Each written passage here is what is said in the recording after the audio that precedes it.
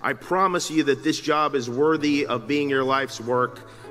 For years, you've worked insanely hard. You've sacrificed your social lives, relationships, and pulled who knows how many all-nighters. I am in awe of what you've done, and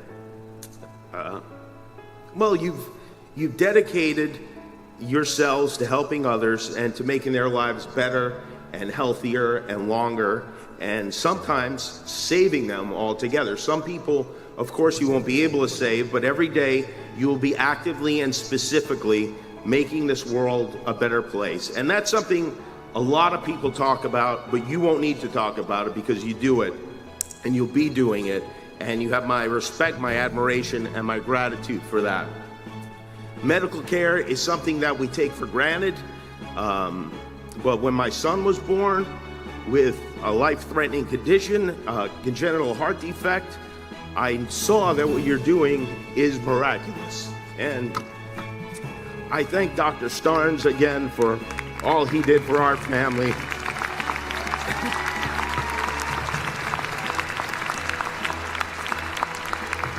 A friend of mine said, who's a doctor, said, medicine is magic for adults, and it is. It is magic that's made possible my son to have a healthy life and to grow and to even bite me on the nipple really hard last week for no reason at all. I did nothing to him. Medicine made that possible. Children's Hospital made that possible. You will make that possible for other parents. And as doctors, you will have not only the opportunities to speak out, but also the authority to speak out. And I hope that you will have the courage to, and I know you will. Because you didn't become doctors to help people who have the right insurance or can cover the copays. You got into this to help other people based on need, and you deserve a support system that lets you do that regardless of our national circumstances. Make no mistake, you should still make a lot of money for doing it. There's no reason that shouldn't happen. You deserve it for working so hard and eating so much ramen all these years, and not even the top ramen, the bottom ramen. You deserve every penny you get. But do be kind, be compassionate, caring and understanding. Teach your patients. Doctor means teacher, right? Teach the techs and the students. Handle your fellow humans gently. And listen, that's really all we want, is we want a doctor to listen and act like he or she cares. We don't expect you to have all the, we do expect you to have all the answers. And by the way, after all the money you spent on school, you should have some of the answers, for sure. But if you don't, just fake it. We don't know what you're talking about. Just use words like dysphagia and we will nod. And my final piece of advice is this, is to take care of yourselves.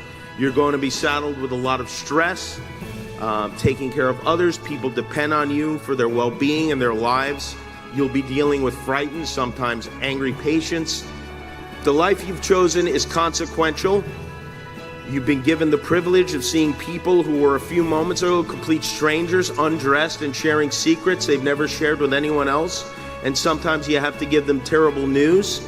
It's a stressful job, being responsible for other people's lives, and most of your marketing friends and your writer friends and your lawyer friends are not going to understand it.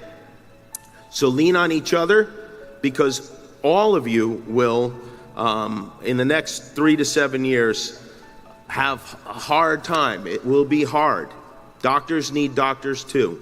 Take care of each other and find a way to make time for yourself. Thank you for listening. Thank you for devoting your lives to this noble profession. Thank you for all the hard work you've done and the hard work you're going to do. Nothing is more important than this. I promise you that this job is worthy of being your life's work. Thank you for helping others. And I don't know when the peace sign became fight on, but fight on.